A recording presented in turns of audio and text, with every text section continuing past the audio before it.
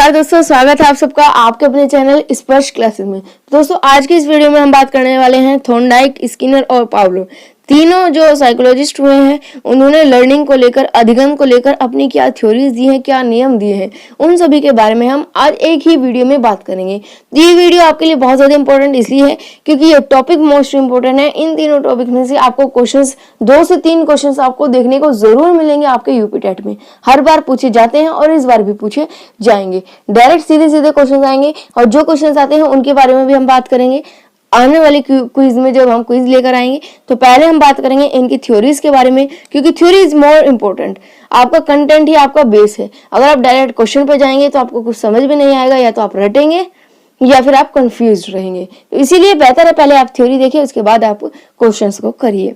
ठीक है, तो जो दोस्त चैनल पर नए हैं उनको मैं बता दूं, सीडीपी की डेली क्लासेस हमारे यहाँ पर चल रही है। हम उसमें थ्योरी और क्विज, हम उसमें दोनों ही चीजों को कराते हैं एक अच्छे तरीके से, एक बेहतर तरीके से। तो जो दोस्त चैनल पर नए हैं वो सीरीज से जुड़ सकते हैं। लिंक आपको डिस्क्रिप्शन में प्लेलिस्ट का मिल जाएगा, जिसमें आपको सभी वीडियोस एक ही जगह देखने को मिलेगी।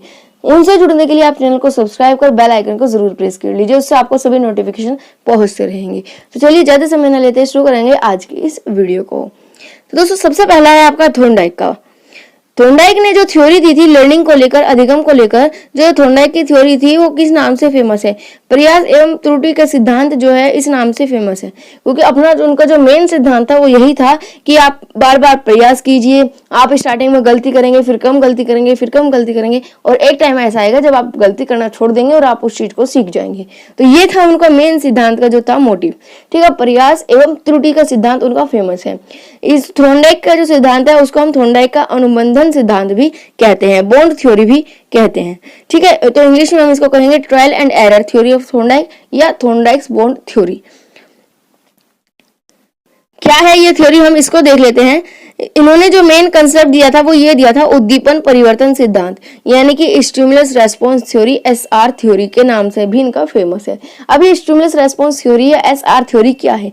इन्होंने क्या कहा कि हम किसी भी व्यक्ति को, किसी भी जीव को, जंतु को, किसी को भी, ठीक है, हर व्यक्ति, प्राणी को, इंसान को, जीव को, जंतु को हम अगर कोई उद्दीपन दे रहे हैं, कुछ स्टिमुलस दे रहे हैं, ठीक है, उद्दीपन का मतलब यहाँ पर कोई कंडीशन से है। अगर हम कोई ऐसी कंडीशन क्रिएट कर रहे हैं, कोई भी कंडीशन हम क्रिएट कर रहे हैं, तो उसके कंडीशन के लिए जो सामने वाले का रेस्पॉन्स आएगा, जो सामने वाले की प्रतिक्रिया आएगी, वो उसको कुछ ना कुछ सिखाएगी। तो ये एक दूसरे से जुड़े हुए होते हैं। हम कोई कंडीशन क्रिएट करेंगे, सामने वाला उसके लिए रेस्पॉन्स करेगा। इस तरह से हम सामने वाले को कुछ चीज सिखा सकते हैं, उसका अधिगम हो सकता है। तो ये स्टिमुलस और रेस्पॉन्स आपस में एक दूसरे से जुड़े हुए होते हैं, इसीलिए इसको बॉन्ड थ्योरी भी कहा गया है। ये कैसे जुड़े होते हैं, कैसे काम करते हैं, इनको हम एक एक्सपेरिमेंट के जरिए समझेंगे। थॉर्नडाइक ने एक एक्सपेरिमेंट किया था, और जो उनका एक्सपेरिमेंट था वो बिल्ली पर उन्होंने किया था, जो कि बिल्कुल फेमस था। अब बिल्ली पर उन्होंने एक्सपेरिमेंट किया, वो क्या किया, कैसे किया, देखते हैं। उन्होंने क्या किया, एक भूखी बिल्ली ली, ठीक है, जो 2 दिन से 3 दिन से भूखी थी, और उसको एक पिंजरे में बंद कर दिया। अब पिंजरे का जो सिस्टम था वो कुछ इस तरह से था कि यहाँ पर एक तरह का जो चटकनी कह सकते हैं लगी हुई थी। अगर बिल्ली का जो पंजा है, हाथ है, वो इस पर पड़ जाए, ठीक है, तो ये गेट खुल सकता है पिंजरे का और बिल्ली बाहर आ सकती है। ठीक है, तो इस तरह से उन्होंने सिस्टम किया कि एक पिंजरा लिया और उसमें भूखी बिल्ली को बंद कर दिया। अब बिल्ली अंदर बंद हो गई, उसने देखा कहीं निकलने का रास्ता नहीं, तो वो बैठ गई। अब थॉर्नडाइक ने क्या किया कि बिल्ली के सामने, ठीक है, पिंजरे के बाहर एक भोजन की थाली रख दी, यहाँ पर बिल्ली के लिए भोजन रख दिया। ठीक है, अब जब भोजन को बिल्ली ने देखा और वो बिल्ली भूखी थी, तो उसको बिल्कुल स्टिमुलस मिला, ठीक है, उद्दीपन मिला। अभी जो भोजन ही एक कंडीशन हो गई, सिचुएशन हो गई बिल्ली के सामने, ठीक है, इसी को हम उद्दीपन कहते हैं। तो हमारा उद्दीपन क्या हुआ इस एक्सपेरिमेंट में? भोजन। ठीक है, अब जब भोजन बिल्ली ने देखा अपने सामने, तो वो सीधी सी बात है, जो भूखी है तो उसके लिए झटपट आएगी, उसको खाने के लिए भागेगी, और वो भागी उसकी तरफ। अब देखा उसने कि वो पिंजरा तो बंद है, वो निकल नहीं सकती। उसने आसपास हर कोने पर पंजा मारा, कोशिश की, इधर उधर चारों तरफ उसने देखने की कोशिश की। ठीक है, बार बार प्रयास किया, कभी इधर जाती, कभी इस कोने में, कभी इस कोने में, कभी इधर से प्रयास किया खोलने का, कभी इधर से प्रयास किया। ठीक है, कभी बार बार पीछे गई, कभी नीचे गई, तो हर तरह से उसने कोशिश की। अब जब वो बार बार कोशिश कर रही थी हर एरिया में, तो उसका गलती से पंजा इस पर पड़ जाता है। अब जैसे ही उसका पंजा इस पर पड़ा, उसका गेट खुल गया, बिल्ली बाहर आई, उसने भोजन खा लिया। ठीक है, अब ये एक्सपेरिमेंट था। अब इस एक्सपेरिमेंट को थॉर्नडाइक ने बार बार दोहराया, कई बार दोहराया। अब कई बार दोहराने से क्या परिणाम हुआ कि पहली बार तो उसको बहुत ज्यादा टाइम लगा था, क्योंकि उसको कुछ आइडिया ही नहीं था कि पिंजरा कैसे खुलते हैं। ठीक है, अब दूसरी बार उसको आइडिया हो गया कि कहीं ना कहीं आगे के पोर्शन में ही कुछ ना कुछ था जिसकी वजह से उसका गेट खुला था। ठीक है, तो वो पीछे तो ट्राई नहीं करेगी कहीं भी, क्योंकि उसको पता है कहीं ना कहीं आगे ही हाथ लगा था जिस वजह से गेट खुला था।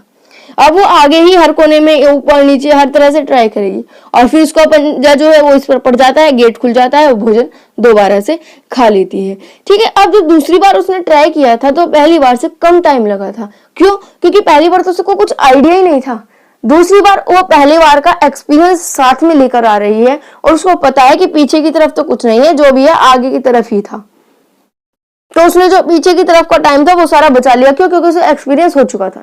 अब जब तीसरी बार बिल्ली को बंद किया, ठीक है, तो वो और कम टाइम लेती है। इस तरह से कई बार उसने थॉर्नडाइक ने अपने एक्सपेरिमेंट को रिपीट किया, और एक टाइम ऐसा आया, बिल्ली को पता चल गया कि ये स्विच है या ये खटका है जिसको हम अगर ऑन करते हैं, जिस पर हम हाथ लगाते हैं, तो जो गेट है वो खुल जाएगा, पिंजरा जो है वो खुल जाएगा और हम भोजन को ले लेंगे। तो उसने क्या किया, जब बिल्ली को बंद किया कई बार एक्सपेरिमेंट करने के बाद, तो उसको पूरा एक्सपीरियंस हो चुका था। वो क्या हो चुका था, लर्निंग हो चुकी थी उसको, वो सीख चुकी थी कि इस पिंजरे को कैसे खोला जाए।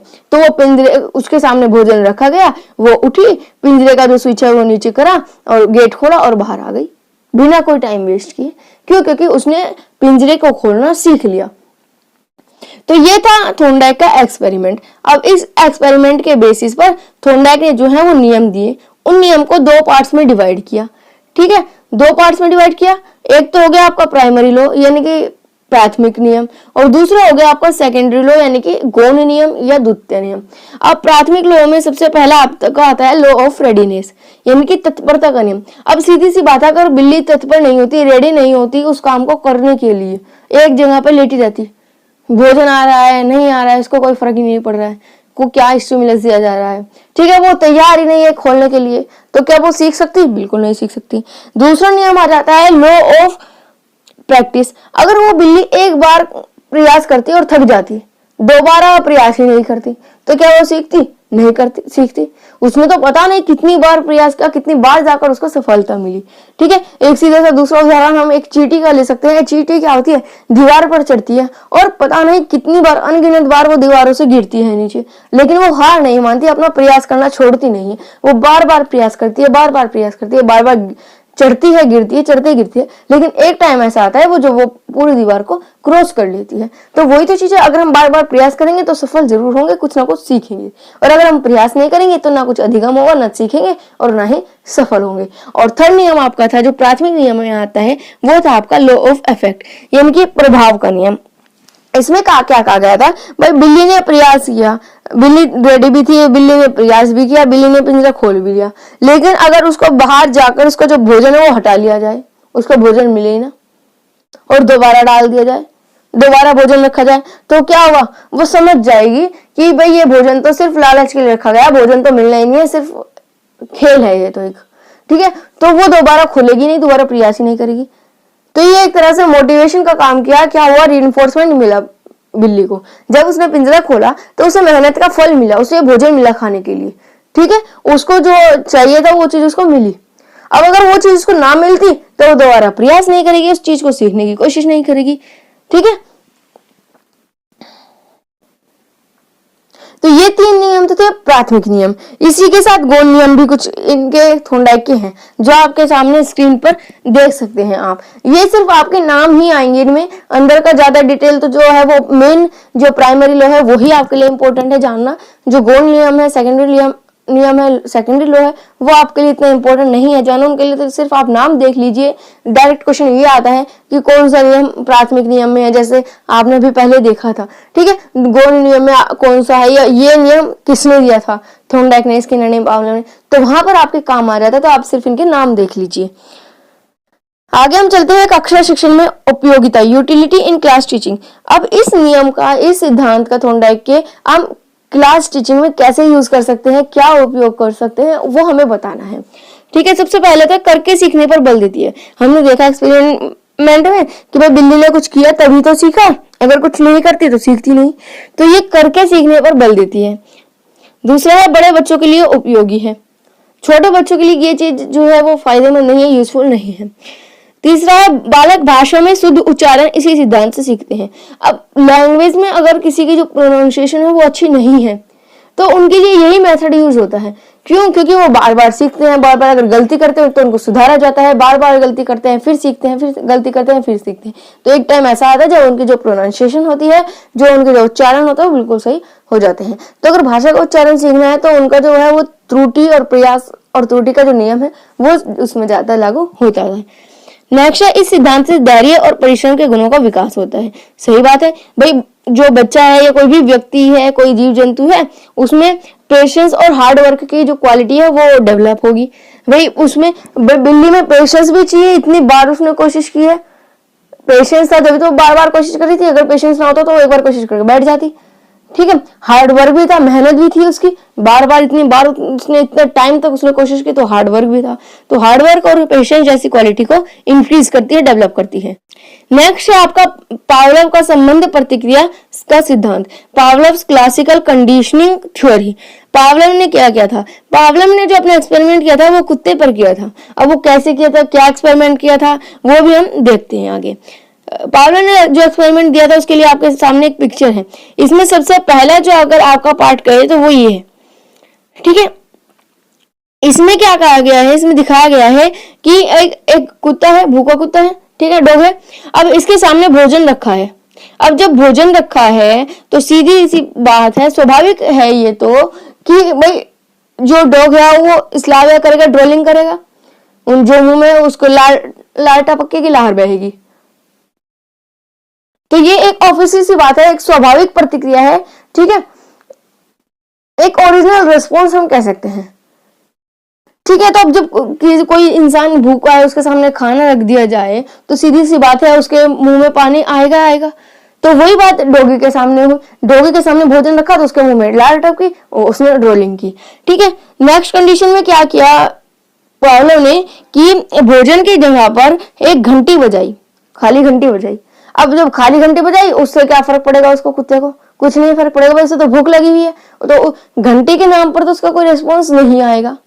अगर रेस्पॉन्स आएगा वो सिर्फ घंटी की तरफ देखेगा और फिर अपने काम करने में लग जाएगा, वो उस पर ज्यादा ध्यान नहीं देगा। नेक्स्ट कंडीशन क्या आई, थर्ड कंडीशन। थर्ड कंडीशन में पावलोव ने किया कि जैसे घंटी बजाई, घंटी के साथ उसने खाना देना स्टार्ट कर दिया। अब जब खाना आया तो दोबारा से ड्रोलिंग की कुत्ते ने, डॉगी ने। ठीक है, इसी तरह से उन्होंने बार बार रिपीटेशन की, पहले घंटी बजाते उसके बाद भोजन देते, घंटी बजाते भोजन देते। तब क्या हुआ, डॉगी को एक आदत पड़ गई, हैबिट पड़ गई कि भोजन मिलने से पहले घंटी बजेगी, घंटी की आवाज आएगी, बेल आएगी और बेल के बाद मुझे भोजन मिलेगा। ठीक है, तो ये माइंड में सेट हो गया, कंडीशनिंग हो गई एक तरह से, इसको हम कंडीशनिंग कहते हैं। अब फोर्थ जो सिचुएशन आई उसमें क्या किया कि जैसे ही पावलोव ने घंटी बजाई कुत्ते को लगा कि अब भोजन मिलेगा। ठीक है, अब जब जैसी घंटी बजाई कुत्ता वहीं पे लार टपकाने लगा, ड्रोलिंग करने लगा। ठीक है, तो इसका मतलब क्या हुआ, भोजन की जरूरत ही नहीं पड़ी, या कहे तो भोजन देने से पहले ही वो प्रतिक्रिया आ गई, वो रेस्पॉन्स आ गई जो पहले भोजन के साथ आ रही थी। ठीक है, मतलब क्या हुआ, पहले जो घंटी की आवाज थी उस पर कोई रेस्पॉन्स नहीं था, लेकिन घंटी की आवाज को भोजन से, फूड से कंडीशन कर दिया, आपस में रिलेट कर दिया कि पहले घंटी बजेगी, घंटी बजते ही तुम्हें भोजन मिलेगा। अब जैसे ही घंटी बजी उसको आदत पड़ गई, उसको लगा कि अब भोजन मिलेगा, तो उसने तुरंत ड्रोलिंग करना स्टार्ट कर दिया। ठीक है, तो ये था कंडीशनिंग का, जो क्लासिकल कंडीशनिंग है उसका एक्सपेरिमेंट। अब इसको एक अच्छे तरीके से समझते हैं। ये आपके सामने है, हिंदी और इंग्लिश दोनों में ही है, तो हिंदी मीडियम के अगर दोस्त हो तो इधर ध्यान देंगे, हिंदी मीडियम दोस्त इधर ध्यान देंगे और इंग्लिश मीडियम दोस्त इधर ध्यान देंगे। ठीक है, तो इसमें क्या हुआ, जो सबसे पहली कंडीशन में क्या हुआ, स्वाभाविक उद्दीपन दिया। ठीक है, नेचुरल स्टिमुलेशन दिया डॉगीज को, भाई उसके सामने भोजन रख दिया, तो भोजन रखने के बाद जो उसकी स्वाभाविक प्रतिक्रिया है, नेचुरल जो रिएक्शन है वो उसका सामने आया, ड्रोलिंग करना स्टार्ट कर दिया। ठीक बात है, उसके बाद स्वाभाविक उद्दीपन के साथ साथ कृत्रिम उद्दीपन भी दिया, यानी कि भोजन के साथ साथ बेल भी दबाई। अब जब बेल की घंटी की आवाज सुनाई उसको भोजन के साथ साथ, तो भी उसकी जो लार टपकने की जो स्वाभाविक प्रतिक्रिया है वो मिली, रेस्पॉन्स मिली ड्रोलिंग की, ठीक है। अब थर्ड कंडीशन में क्या कि सिर्फ कृत्रिम उद्दीपन दिया, यानी कि आर्टिफिशियल स्टिमुलस दिया, उसमें नेचुरल जो स्टिमुलस था यानी कि जो भोजन था वो हटा लिया गया, तो भी स्वाभाविक प्रतिक्रिया ही आई। यानी कि पहले जो स्वाभाविक उद्दीपन देने से स्वाभाविक प्रतिक्रिया आई, उसके बाद कृत्रिम उद्दीपन देने से स्वाभाविक प्रतिक्रिया मिल गई। सीधा सीधा कहने का एक लाइन में ये मतलब है कि हम जैसे चाहें, जिस पर रेस्पॉन्स चाहें, उसमें कंडीशनिंग करके आदत डालकर हम वैसा व्यवहार बच्चे से करा सकते हैं, ठीक है। शुरू में हम उसको किसी और चीज पर जो जिसके लिए स्वाभाविक प्रतिक्रिया, भोजन दे रहे हैं हम उसको बार बार, तो उसकी सीधी सी बात है, उसकी स्वाभाविक प्रतिक्रिया है कि वो अब ड्रोलिंग करेगा।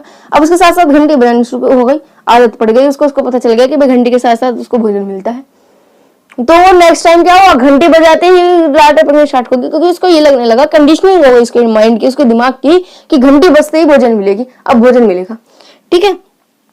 एग्जाम्पल इसका ये रहा, पहले भोजन दिया तो ड्रोलिंग हुई, और ड्रोलिंग हुई फूड देने पर, उसके बाद फूड और बेल साउंड किया तो भी ड्रोलिंग हुई, और सिर्फ बेल साउंड करने पर भी ड्रोलिंग हो गई। तो जैसा हम चाहते थे वैसा हमें मिल गया।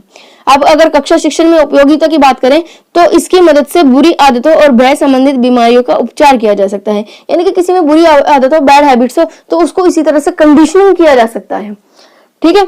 इसमें अच्छे आचरण और अनुशासन की भावना का विकास किया जा सकता है। हैबिट डालकर अच्छे आचरण जो है, अच्छी क्वालिटी जो है, उनको डेवलप किया जा सकता है। अनुकूलन कार्य करने के लिए उपयोगी है।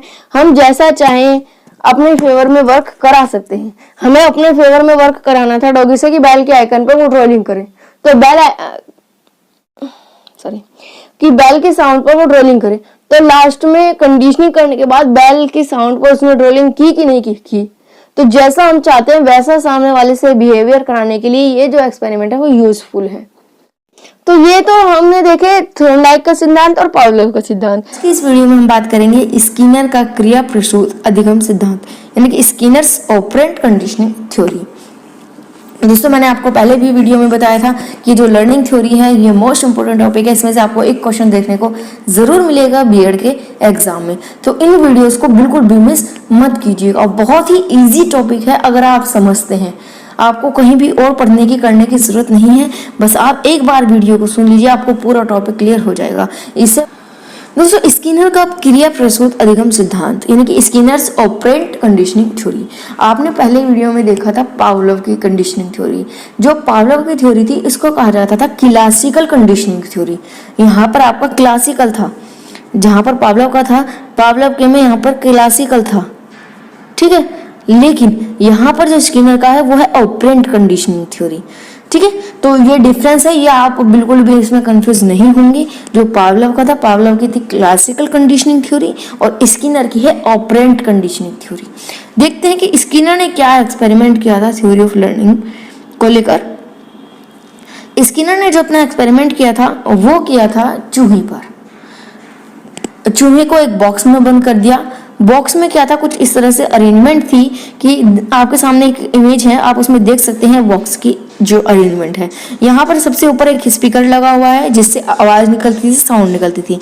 स्पीकर के नीचे आपको दो लाइट मिलती हैं, ठीक है, और उसके नीचे आपको एक लेवर है और उसके नीचे आपको डिस्पेंसर है, ठीक है। अब इसकी जो अरेंजमेंट थी वो कुछ इस तरह से थी कि जैसे ही जो लीवर पर किसी का भी हाथ लगे तो उसी तरह जैसे ही लीवर पर हाथ लगता है या लीवर को दबाया जाता है, प्रेस किया जाता है, तो जो भोजन है वो डिस्पेंसर में भोजन मिल जाता था। कुछ इस तरह से अरेंजमेंट थी। अब उसमें एक चूहे को बंद कर दिया।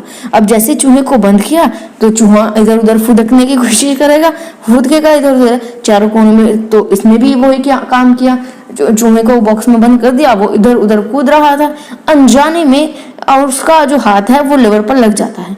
और जैसे ही लेवर पर हाथ लगा तो साथ ही साथ डिस्पेंसर यानी कि जो प्लेट थी उसमें उसको भोजन मिल जाता है, वो खा लेता है। तो अब ये काम जैसे बार बार रिपीट हुआ, बार बार उसने कोशिश की, ठीक है, इधर उधर फुदकता, फिर हाथ लग जाता है, फिर भोजन मिल जाता उसको। तो जैसे ही लीवर पर हाथ लगता वैसे ही भोजन मिल जाता।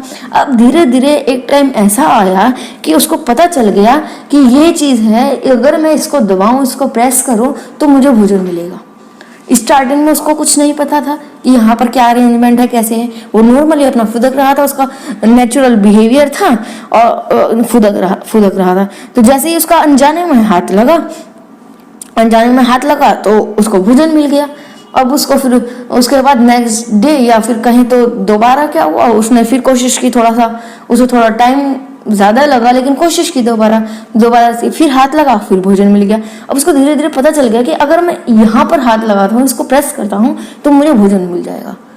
ठीक है, तो इसको हम कहते हैं ऑपरेंट कंडीशन थ्योरी। अब आप ये कहेंगे कि जो थॉर्नडाइक थ्योरी हमने पढ़ी थी वो कुछ कुछ सेम है, कुछ कुछ क्या आप कहेंगे कि वो भी तो सेम थी, कि बिल्ली थी, कोशिश करती थी बार बार पिंजरे से निकलने के लिए, तो उसका हाथ उस पर लगता था चटकने पर, वो खुल जाता था, वो बाहर आके भोजन खा लेती थी।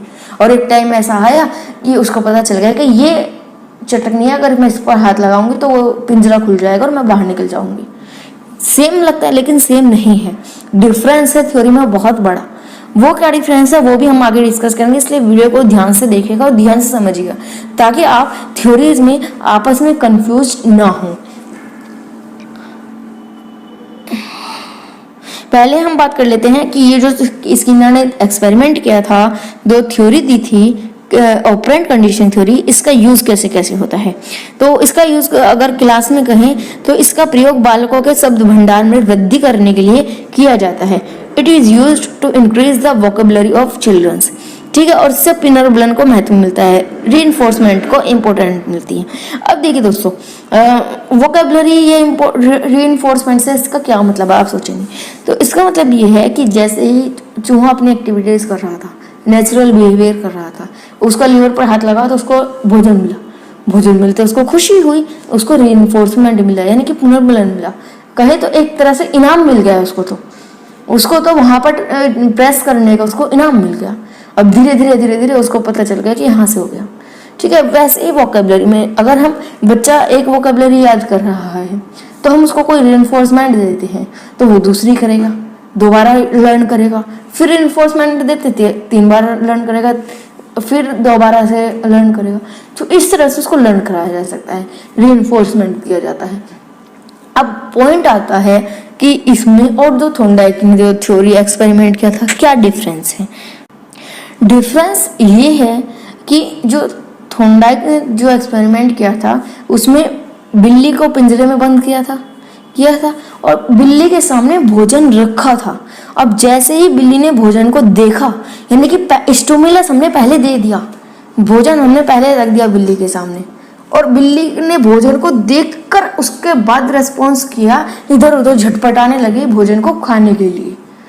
वो कोशिश कर रही थी कि किसी तरह से मैं भोजन तक पहुंच पाऊं, लेकिन इस एक्सपेरिमेंट में चूहे को भोजन का कोई आइडिया नहीं था कि मुझे भोजन मिलेगा या क्या होगा, उसके पास कोई स्टिमुलस नहीं था।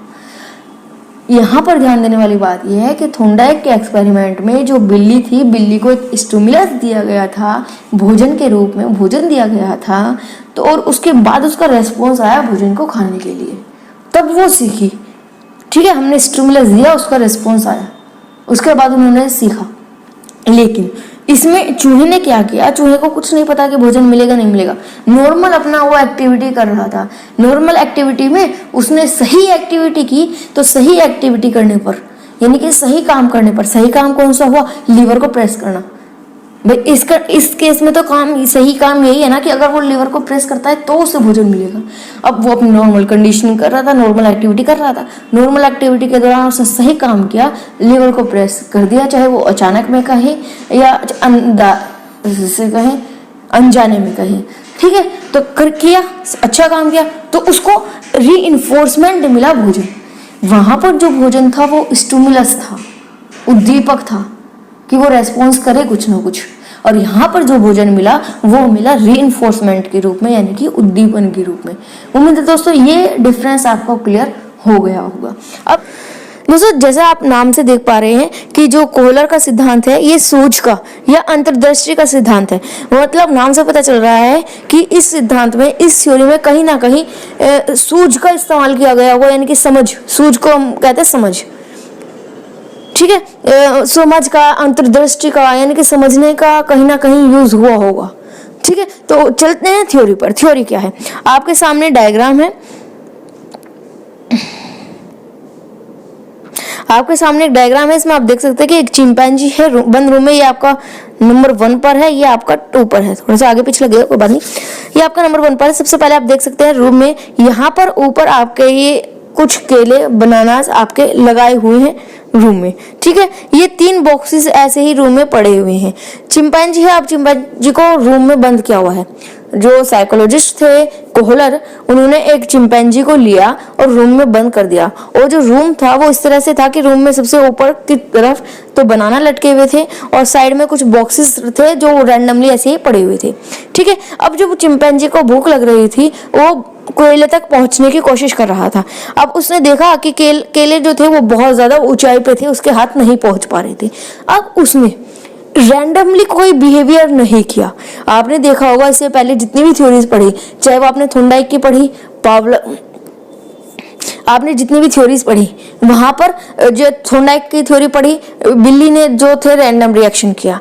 स्किनर का आपने थ्योरी पढ़ी, चूहे ने रैंडमली बिहेवियर किया। लेकिन यहाँ पर ही रैंडमली कोई बिहेवियर नहीं करेगा। इसमें क्या हुआ, जब हाइट बहुत ज्यादा थी तो उसने आज चिंपैंजी ने सोचा समझा कि कैसे मैं उन केले तक पहुंच सकता हूं। जब आसपास रूम में देखा तो उसने बॉक्सेस पर ध्यान गई, सीधी सी बात है, जब बॉक्सेस पड़े थे बॉक्स पर ध्यान दी। तो चिंपैंजी क्या करा, एक बॉक्स को लाया और केले के सीधे नीचे, केले के बिल्कुल नीचे उसने रख दिया उसको। फिर आगे देखते हैं, ये आपके नेक्स्ट है। तो इस तरह से जो चिंपैंजी था उसने क्या किया, एक के ऊपर एक बॉक्सेस लगाए और बॉक्स के ऊपर लगाकर उसने देखा कि हाँ अब मेरा हाथ पहुंच रहा है। सबसे पहले उसने एक बॉक्सेस रखा, एक बॉक्स के ऊपर जब चढ़कर देखा उसका हाथ फिर भी नीचे रह गया। फिर उसने दूसरा बॉक्स लगाया, तीसरा बॉक्स लगाया। इस तरह से जब उसने तीनों बॉक्स एक के ऊपर एक लगाए तो उसका जो हाथ था वो केलों तक पहुंच गया। तो केले उसने उतारे और खा लिए, सीधी बात है। तो यहाँ पर इस पूरी थ्योरी में क्या किया, चिंपैंजी ने अपने दिमाग का इस्तेमाल किया, अपनी समझ का इस्तेमाल किया। सिचुएशन के अकॉर्डिंग जो सिचुएशन थी उससे बाहर निकलने के लिए अपनी समझ का, अपनी सूझ का इस्तेमाल किया। कोई भी रैंडमली बिहेवियर नहीं किया। यहाँ पर यह बात जरूर ध्यान रखने वाली है। यही बात है जो इस एक्सपेरिमेंट को, कोहलर के एक्सपेरिमेंट को बाकी सभी एक्सपेरिमेंट से या कहे तो बाकी सभी लर्निंग थ्योरी से बिल्कुल डिफरेंट करता है। क्या डिफरेंट करता है कि कोहलर की थ्योरी में कोई रैंडम बिहेवियर नहीं हुआ, बल्कि जो सिचुएशन क्रिएट की गई थी उस सिचुएशन से निकलने के लिए चिंपैंजी ने अपनी समझ का, अपने दिमाग का इस्तेमाल किया और इस सिचुएशन से बाहर आया, ठीक है। सिचुएशन थी कि चिंपैंजी को भूख लगी थी, खाना खाना था, लेकिन जो खाना था वो बहुत ऊंचाई पर था।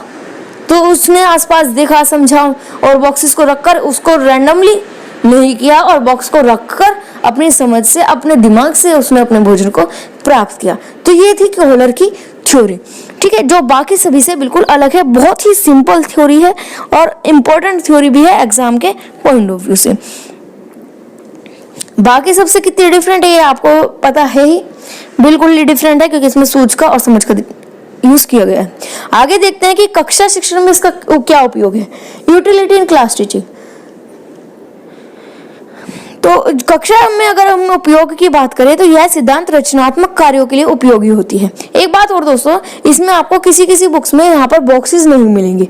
बॉक्सेस के बजाय आपको कुछ लकड़ी के डंडे मिलेंगे। आप जब बुक्स में थ्योरीज देखेंगे तो कोई बुक ऐसी है जिस बुक्स में थ्योरी में बॉक्स के बजाय डंडे रखे हुए हैं, ठीक है। तो वो भी एक ही बात है, दोनों सही है, कोई भी गलत नहीं है। जो आपकी बुक में आप उसके अकॉर्डिंग भी कर सकते हैं, ये भी कर सकते हैं, दोनों में से कोई भी गलत नहीं है। उस थ्योरी के अकॉर्डिंग क्या होता है कि जो रूम है, रूम में एक तरफ कुछ डंडे रखे हुए होते हैं जो कि खोखले होते हैं। खोखले मतलब अंदर से खाली होते हैं, ठीक है। तो खोखले डंडे होते हैं। तो जब से पहले चिंपैंजी एक डंडा उठाकर लेकर आता है और उससे कोशिश करता है भोजन तक पहुंचने की, लेकिन वो डंडा छोटा रह जाता है। फिर वो जब दूसरा लेकर आता है, वो बैठा था और जब दोनों डंडों से कोशिश कर रहा था, समझने की कोशिश कर रहा था कि कैसे भोजन तक पहुंचूं, तब उसका एक डंडा दूसरे डंडे के अंदर चला जाता है थोड़ा सा आगे से। तो जो डंडे की लंबाई है वो बढ़ जाती है, तो तब जाकर वो खाने पर हाथ उसका पहुंच जाता है, कहीं तो बनाना पे हाथ उसका पहुंच जाता है। तो उस कहीं थ्योरी में आपको रोड्स देखने को मिलेगी, डंडे देखने को मिलेंगे और कहीं बॉक्सेस देखने को मिलेंगे। दोनों ही अपनी जगह सही है, कोई भी गलत नहीं है। कुल मिलाकर यहाँ पर थ्योरी का जो निष्कर्ष है, जो कंक्लूजन है, वो यही है कि कोई भी सिचुएशन अगर आपके सामने है तो उसको उस सिचुएशन से कैसे बाहर निकला जाए, उसके लिए अपने समझ का कैसे इस्तेमाल किया जाता है, यहाँ पर उस पर फोकस किया गया है। कक्षा में टीचिंग में क्या यूज है वो देख लेते हैं। यह सिद्धांत रचनात्मक कार्यों के लिए उपयोगी है। मतलब जब क्लास में बच्चों से कोई क्रिएटिव वर्क कराना हो तो उस चीज के लिए ये बहुत ज्यादा यूजफुल है, बच्चों से क्रिएटिव वर्क कराने के लिए। सीधी सी बात है, इसमें क्रिएटिव वर्क हुआ है, वो उसके अंदर माइंड का यूज किया है, ठीक है। इसमें तर्क, कल्पना, चिंतन शक्ति का विकास होता है। बच्चों की, स्टूडेंट्स की तर्क शक्ति का विकास होगा अगर बच्चे इस तरह से सोचेंगे, सूझ का इस्तेमाल करके अगर पढ़ेंगे, कोई एक्सपेरिमेंट करेंगे, किसी सिचुएशंस में डाला जाए। ये इसका यूज ये है कि अगर क्लास में है तो बच्चों को ऐसी सिचुएशंस देनी चाहिए। क्लास में टीचर्स को इस तरह से अलग अलग सिचुएशंस क्रिएट करनी चाहिए बच्चों के सामने, और कहना चाहिए कि अगर ये सिचुएशन है, इस सिचुएशन से के साथ आप कैसे डील करेंगे, कैसे आप इससे निकलेंगे। तो उसमें क्या होगा, उस टाइम पे बच्चे क्रिएटिवली सोचेंगे कि इस सिचुएशन से कैसे बाहर निकला जा सकता है या इस सिचुएशन को कैसे डील किया जा सकता है। उसमें बच्चों की तर्क शक्ति बढ़ेगी, कल्पना शक्ति बढ़ेगी, सोचने की शक्ति बढ़ेगी, ठीक है। विज्ञान, गणित जैसे विषयों के शिक्षण में ये उपयोगी होती है। जैसे आप साइंस सब्जेक्ट है, मैथ सब्जेक्ट है, उसके लिए यूजफुल है। जैसे मैथ्स सब्जेक्ट में आप फॉर्मूला देते हैं, ठीक है, फॉर्मूला के बाद आप उनके सामने क्वेश्चंस रख देते हैं। अब उस क्वेश्चन को सोल्व करने की जिम्मेदारी बच्चों की होती है, तो बच्चे उस क्वेश्चन को सोल्व करने के लिए सोचते हैं, समझते हैं कि कौन सा फॉर्मूला यूज किया जाना चाहिए, कैसे किया जाना चाहिए। रैंडमली तो बिहेवियर नहीं करते ना, वो समझने की कोशिश करते हैं, सोचने की कोशिश करते हैं कि कौन सा फॉर्मूला लगे, कैसे लगे, कहाँ लगाएं, कैसे सोल्व करें। तो उनकी सूझ का इस्तेमाल हो रहा है, तो उसमें उनकी तर्क शक्ति, कल्पना शक्ति, चिंतन शक्ति सब बढ़ रही है। इसी तरह से साइंस में भी कोई भी प्रोजेक्ट हो, कोई एक्सपेरिमेंट हो, तो बच्चों से उसको में इंक्लूड कराना चाहिए, उनके सामने कोई कंडीशंस अप्लाई करनी चाहिए, कोई सिचुएशंस क्रिएट करनी चाहिए, ताकि बच्चे समझने की कोशिश करें और क्रिएटिव सोचने की कोशिश करें। तो ये था आपका कोहलर का सिद्धांत। वीडियो आपको पसंद आई हो तो लाइक जरूर कीजिएगा और चैनल से जुड़ने के लिए चैनल को सब्सक्राइब कर लीजिएगा। आज के लिए बस इतना ही, मिलेंगे आने वाली वीडियो में। आज के लिए धन्यवाद।